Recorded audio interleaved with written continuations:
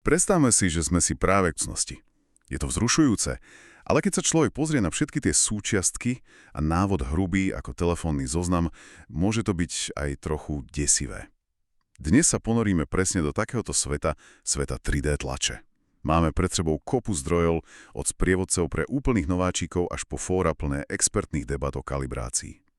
A našim cieľom je prefiltrovať to a dať tomu zmysel. Presne tak. Dnešná misia je v podstate zobrať ten pomyselný hrubý návod a premeniť ho na jeden rozhovor. Prevedieme poslucháčov celou tou cestou. Začneme úplnými základmi, aby sme pochopili, ako tá mašina vlastne funguje. Potom si ukážeme, ako sa z digitálneho modelu stane reálny objekt a čo robiť, keď sa to, ako to už býva, na prvýkrát nepodarí. A nakoniec sa pozrieme na tie jemné detaily a údržbu, ktoré odlišujú priemerné výtlačky od tých dokonalých.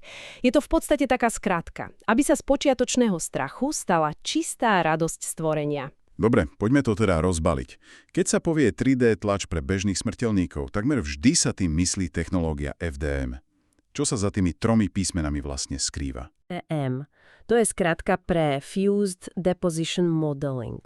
A v princípe je to, elegantne jednoduchý proces. Predstavte si veľmi precíznu a roboticky riadenú tavnú pištoľ, tlačí rozstavený plast, hovorí sa mu filament, v tenkých vrstvách jednu na druhu. A takto vznikne z ničoho celý objekt. A tu si treba dať pozor, aby sme si to nemýlili so živicovou tlačou. To je úplne iná liga. Tam sa tekutá živica vytvrdzuje UV svetlom. A tá ponúka tie neuveriteľne detailné figurky však, ale to asi nie je pre... Presne, tie detaily sú úžasné, ale... Pre úplných začiatočníkov, že? No, je to, ako by som to povedala, väčšia babračka. Je toxická, vyžaduje následné umývanie v alkohole a vytvrdzovanie pod UV lampou. FDM je oveľa prístupnejšia, bezpečnejšia a pre bežné použitie, ako sú nejaké súčiastky, prototypy alebo dekorácie, je úplne ideálna. Dnes sa budeme venovať len jej. Dobre, poďme na samotný hardware. Keď sa na tú krabicu pozriem, vidím kopu tyčí, káblov a motorčekov. Čo je ten absolútny základ, ktorému musím rozumieť? Kľúčové sú asi 4 veci. Začnime od spodu podložka alebo po anglicky bed. To je v podstate javisko, kde sa celá tá show odohráva. A to je tá časť, ktorá je často vyhrievaná však, aby sa model neodlepil a neskrútil. Áno. Správna teplota podložky je kľúčová pre prilnavosť prvej vrstvy. Hneď nad ňou tancuje hlavný aktér hodent.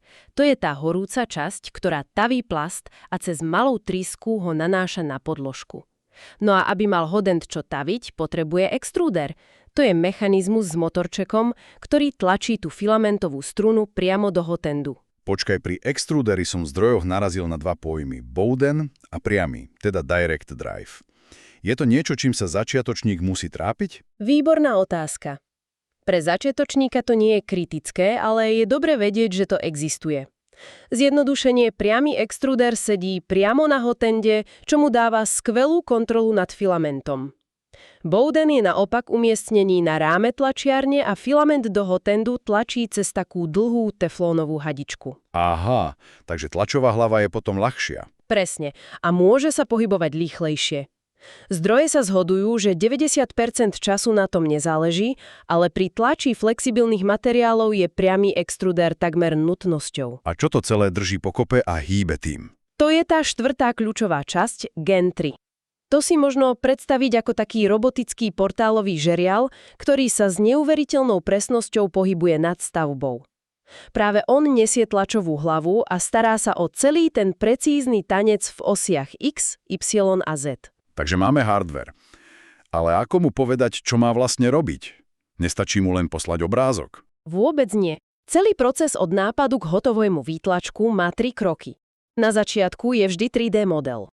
Buď si ho niekto sám navrhne v programe ako Fusion 360, alebo čo je oveľa bežnejšie, stiahne si ho z obrovských online databáz ako Printables, Com alebo Thingiverse. Sú to súbory s koncovkou STL alebo 3MF a obsahujú vlastne len tú čistú geometriu objektu. Ale tomuto súboru tlačareň stále nerozumie však, potrebuje nejakého prekladateľa. Presne tak. A tým prekladateľom je druhý krok, software zvaný Slicer. To je mozog celej operácie. Najznámejšie sú Cura, Prusa Slicer alebo Bamboo Studio. Slicer zoberie 3D model, nakrája ho na stovky či tisíce tenkých vrstiev a pre každú jednu vrstvu vygeneruje presné inštrukcie pre tlačareň. A tuto asi začína byť zaujímavé, lebo v zdrojoch sa píše o desiatkách, ak nie stovkách nastavení v tom sliceri. Kde má človek začať?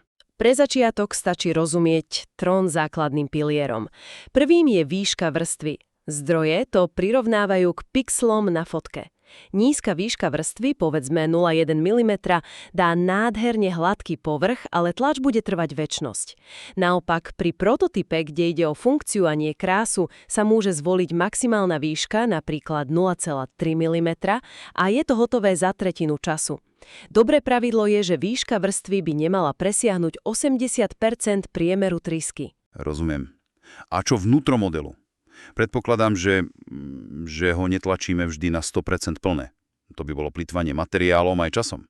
Správne, a na to slúži druhé nastavenie, výplň alebo infill. Určuje, aká hustá bude vnútorná štruktúra. A čo zdroje zdôrazňujú ako kľúčové, je skôr samotný vzor výplne, než len percento. Napríklad taký gyroidný vzor, vyzerá to ako zvláštna 3D vlna, poskytuje pevnosť vo všetkých smeroch. Zatiaľ čo jednoduchá mriežka je silná len v osách X a Y. To je presne ten detail, ktorý oddelí bežný výtlačok od naozaj funkčného dielu. Pre bežné dekorácie stačí 15% hustota.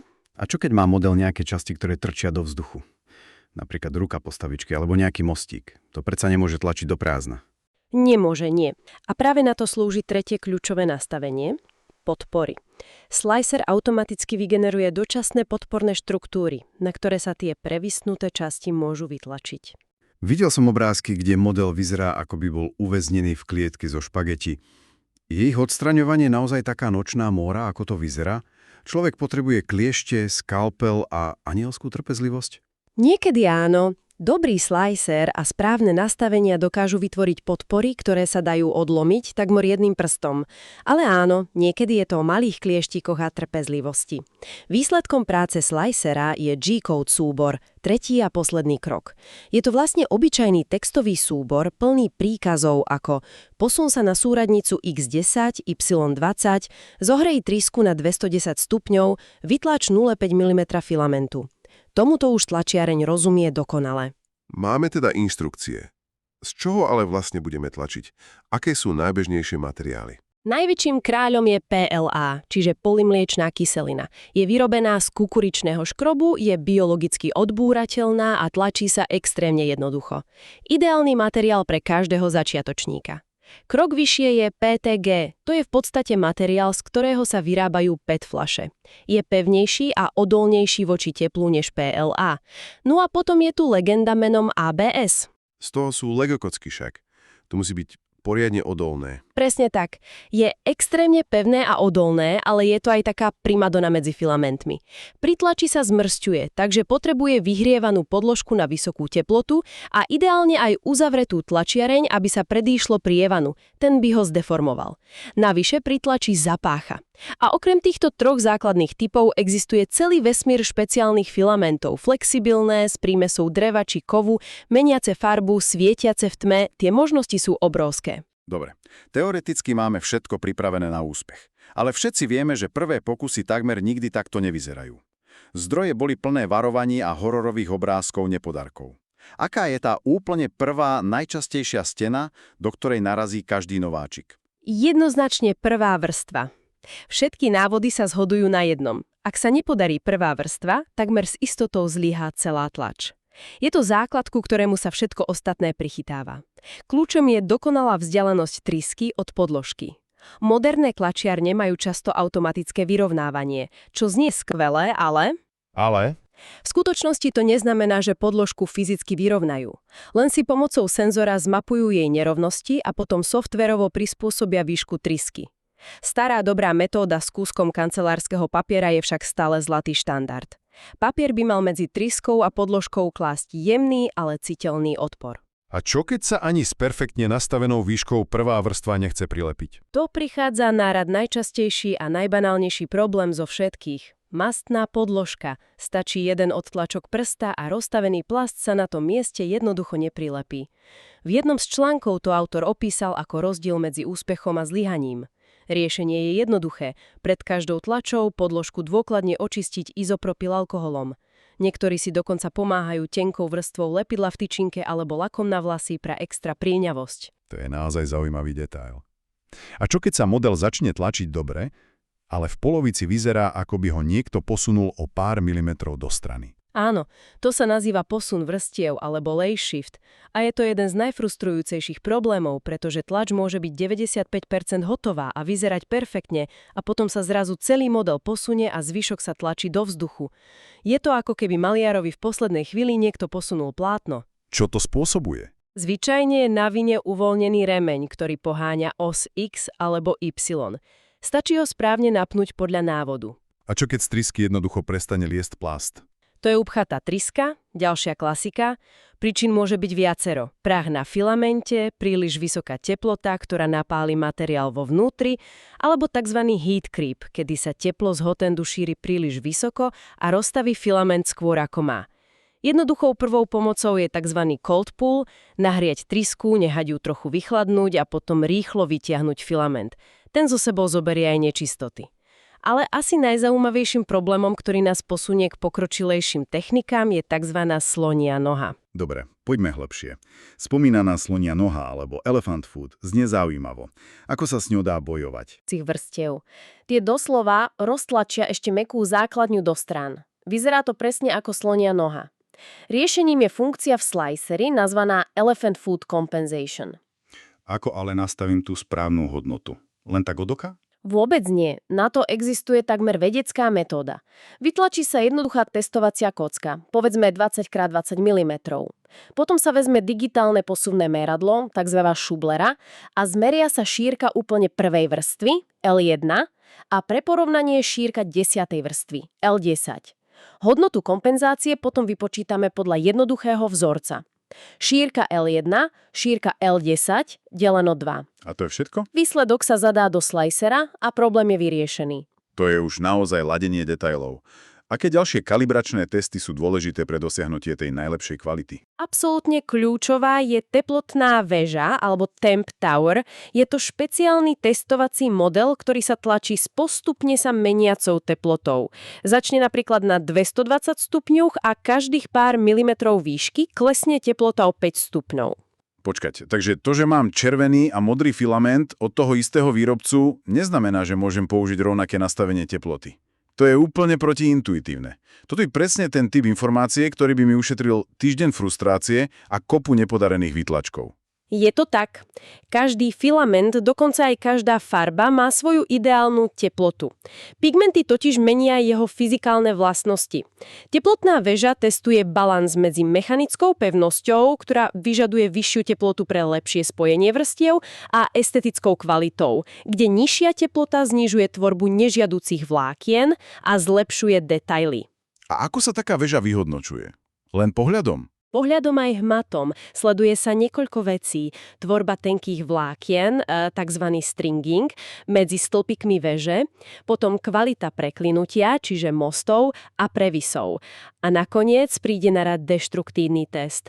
Skúsite väžu zlomiť v rukách a zistíte, ktorá časť tlačená pri akej teplote je najpevnejšia. Ideálna teplota je potom kompromisom medzi najkrajším a najpevnejším úsekom. Keď už sme pri tých vláknach, to je tiež častý problém, nie? Že model vyzerá taký chlpatý. Áno, a na to slúži ďalší kalibračný test. Retraction tower. Retrakcia je funkcia, kedy tlačiareň vtiahne filament kúsok späť do trysky predtým, ako sa presunie na iné miesto. Tým zabráni vytekaniu rozstaveného plastu. Tento test pomáha nájsť ideálnu dĺžku a rýchlosť tejto retrakcie, aby boli výtlačky dokonale čisté. Celé to pripomína údržbu a ladenie nejakého pretekárskeho auta. Pravidelné kontroly, jemné nastavenia. Aký je odporúčený servisný plán pre 3D tlačiareň, aby fungovala dlho a spoľahlivo? Pravidelná údržba je absolútne nevyhnutná. Zdroje ponúkajú celkom jasný zoznam.